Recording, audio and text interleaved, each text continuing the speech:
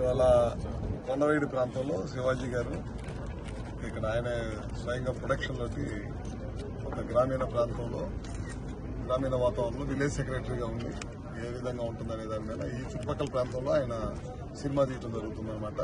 ఆయన ప్రొడక్షన్ ఆయన హీరోగా చేస్తున్నారు. నేను పుల్లారావు గారు కూడా ఇక్కడ ఇట్లాంటి సినిమాలు ఎక్కువగా తీయాలని ఈ ప్రాంతం బాగా అభివృద్ధి చెందాలని చెప్పి కోరుకుంటున్నాం. కాబట్టి మేము ఇక్కడికి వచ్చి హీరో గారిని కూడా అభినందనలు తెలియజేస్తా ఉన్నాం.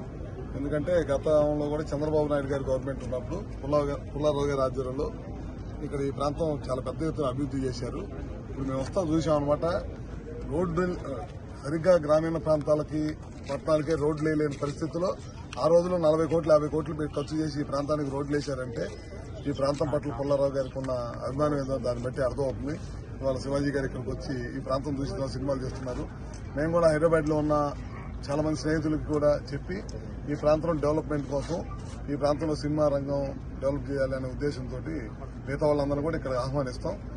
అవసరమైతే ఒకసారి నేను పుల్లారావు గారు సీఎం గారి దృష్టికి తీసుకెళ్లి టూరిజం డెవలప్మెంట్ మినిస్టర్ కూడా తీసుకొచ్చి ఇంకా పెద్ద ఎత్తున ఈ ప్రాంతం డెవలప్ చేయడం కోసం కృషి చేస్తాం. అదేవిధంగా ఈ ప్రాంతంలో సినిమా స్టార్ట్ చేసి ఇక్కడే తీస్తున్నందుకు మరొకసారి శివాజీ గారిని అభినందిస్తూ, శివాజీ గారు హీరోయే కాదు మా పార్టీకి కూడా మంచి పార్ట్నరు. బాగా మా ఈ తెలుగుదేశం పార్టీ అధికారంలో రావాలి, మంచి ముఖ్యమంత్రి అధికారంలో రావాలి, రాష్ట్ర అభివృద్ధి చెందాలి అని కోరుకునే వాళ్ళలో శివాజీ గారు కూడా ఒకరు. ఇంకా శివాజీ గారి సినిమా బాగా ఆడాలని చెప్పి కోరుకుంటూ సెలవు.